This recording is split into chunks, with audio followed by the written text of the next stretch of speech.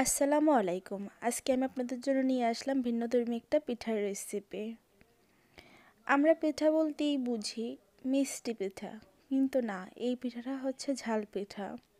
এটা বিভিন্ন ধরনের মশলার মিশ্রণে এই পিঠাটা তৈরি করা হয়। আপনারা পিঠার রেসিপিটি দেখতে হলে শেষ পর্যন্ত আমার সাথে থাকবেন। অনেকেই আছেন মিষ্টি পিঠা পছন্দ করেন না। এরা এই পিঠাটা যদি বাসায় ট্রাই করেন, আমি নিশ্চিতভাবে বলতে পারি আপনারা পছন্দ করবেনই। আপনারা এই রেসিপিটা বাসায় অবশ্যই ট্রাই করে দেখবেন, অনেক ভালো লাগবে। এই পিঠাটা আসলে ক্রিস্পি হয়ে থাকে।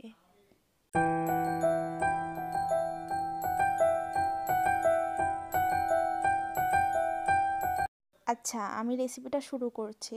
আমি প্রথমেই একটি পাতিলে 1.5 কাপ পরিমাণ পানি নিয়ে নিয়েছিলাম। পানিটা যতক্ষণ না পর্যন্ত ফুটে ওঠে ততক্ষণ পর্যন্ত বয়েল করে যাব।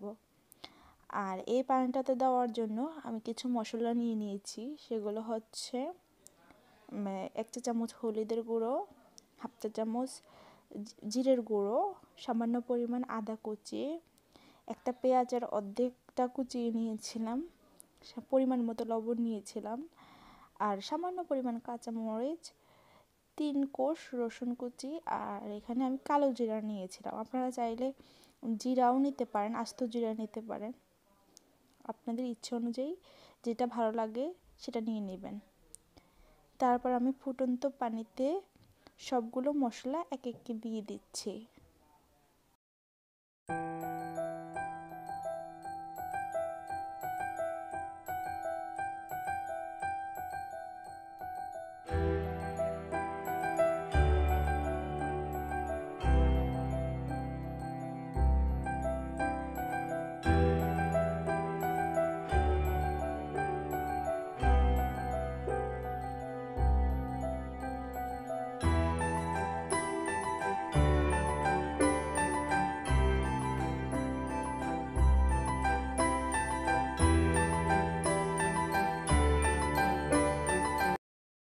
সবগুলো মশলা দেওয়ার পর আমি প্রায় 5 মিনিটের মতো ফুটিয়ে নিয়েছিলাম। তারপর আমি 2 টেবিল স্পুন পরিমাণ তেল দিয়ে আরও কিছুক্ষণ ফুটিয়ে আমি চালের গুঁড়ি দিয়ে দেবো। এটা যদি আপনারা আটা কিংবা ময়দা দিয়ে তৈরি করতে চান তাহলে হবে না। এটা চালের গুঁড়ি দিয়েই তো পিঠাটা তৈরি করতে হবে, তাহলে ক্রিস্পি হবে। এই তো আমি চালের গুঁড়ি দিয়ে দিচ্ছি। আমি এখানে 2 কাপ পরিমাণ চালের গুঁড়ি নিয়েছিলাম। 2 কাপ সম্পূর্ণ আমার লাগে নাই, সামান্য কিছু পরিমাণ বেঁচে গিয়েছিল। আসলে আপনাদের গুঁড়ির উপরে নির্ভর করবে 2 কাপ লাগবে কি না, বা 2 কাপের চেয়েও বেশিও লাগতে পারে, আবার আমার চেয়েও কমও লাগতে পারে।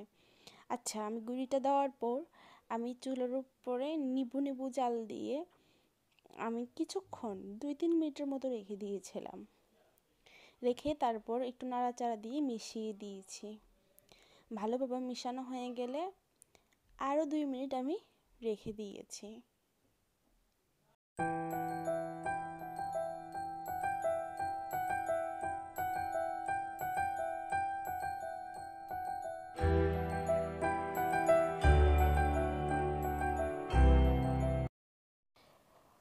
গুড়ির কাইটা আমার প্রস্তুত করা হয়ে গিয়েছে। এতটুকু গুড়ি আমার বেঁচে ছিল 2 কাপ থেকে। 2 কাপ সম্পূর্ণ আমার লাগে নাই। এই তো গুড়িটা প্রস্তুত করার পর আমি একটা প্লেটে নামিয়ে নেব। প্লেটে নামানোর পর আমি চেষ্টা করছিলাম যাতে খুব শীঘ্রই গুড়ির কাইটা মথে নিতে পারি, কিন্তু গরম থাকার কারণে পারছিলাম না। সামান্য একটু ঠান্ডা হওয়ার জন্য অপেক্ষা করছি। ঠান্ডা হওয়ার পর আমি ভালোভাবে মিশ্রণটা মিশিয়ে নেব। যত ভালোভাবে মিশানো যাবে তত পিঠাটা খেতে ভালো লাগবে।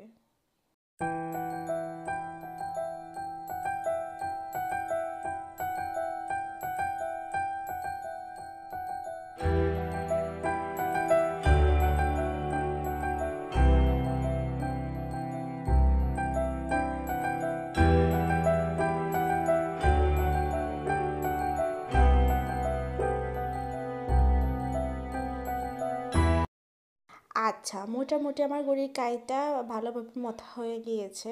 আমি এখন পিঠার জন্য শেপ দিব।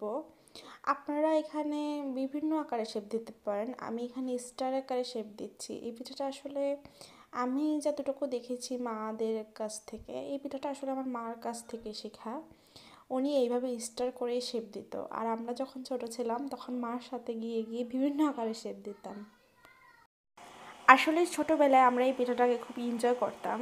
কখনো বা চাঁদ বানাতাম, কখনো বা মুরগি বানাতাম, কখনো বা ডিম বানাতাম, এইভাবে বিভিন্ন রকমের শেপ দিতাম। আমি পিঠার আসলে অরিজিনাল শেপটাই দেওয়ার চেষ্টা করছি। আচ্ছা, যদি বলতে চান যে স্টারটা কিভাবে তৈরি করছি, তাহলে বলবো এখানে বলার কিছুই নেই, আপনারা দেখে বুঝে নিতে হবে আমি কিভাবে তৈরি করছি। আমি কোনোটা স্টার 5টা কাটার তৈরি করছি, কোনোটা 6টার, কোনোটা 3টা কাটার স্টার তৈরি করছি, এভাবে বিভিন্ন শেপে স্টার তৈরি করে নিচ্ছি। আসলে এখানে ডিজাইনটা সম্পূর্ণটা নিজের ইচ্ছার উপর নির্ভর করতেছে। এখানে ডিজাইনের কারণে স্বাদের কোনো কমতি হবে না, তাই আপনারা ডিজাইনটা আপনাদের ইচ্ছা অনুযায়ী দিয়ে নেবেন। আচ্ছা, এখানে দেখেন আমি অন্য রকমের একটা স্টার বানিয়েছি। এই তো মাঝখানে চাপ দিয়ে আবার একটু ডিজাইন আনার চেষ্টা করছিলাম, দেখছিলাম ভালো লাগছে কিনা।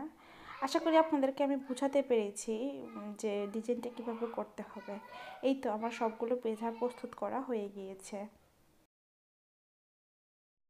এই তো সবগুলো পিঠা তৈরি করা হয়ে গিয়েছে, এখন চলে যাব আমি পিঠাগুলো ভাজতে।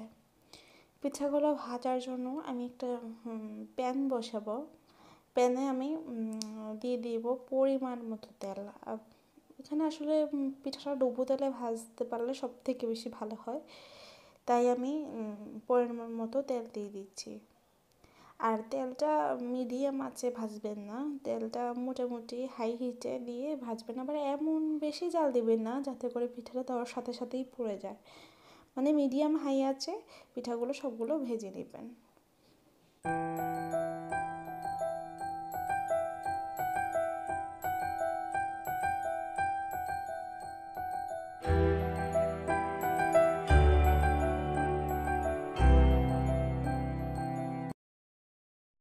আচ্ছা, আশা করি দেখেই বুঝতে পারছেন আমি কীরকম আঁচে পিঠাগুলো ভেজে নিচ্ছি। পিঠাগুলো উম, লালচে বাদামি করে ভেজে নেব। এখন পিঠাগুলোর এক পিঠ মোটামুটি হয়ে গিয়েছে, আমি উল্টে দিচ্ছি। এভাবে উল্টে পাল্টে লালচে করে ভেজে নেব।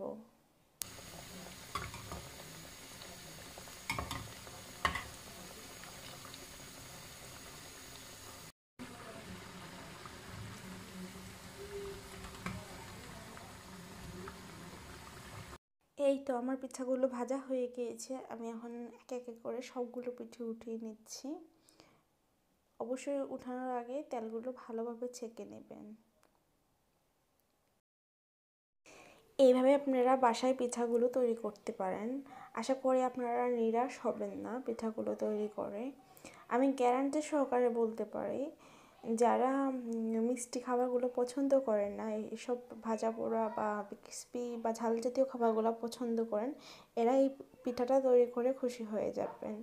তাই আপনারা অবশ্যই বাসায় তৈরি করবেন। আর কিছু পিঠা বাকি ছিল, আমি সেগুলো ভেজে নিচ্ছি। আর আমার চ্যানেলটা অবশ্যই সাবস্ক্রাইব করে দেবেন। আল্লাহ হাফেজ।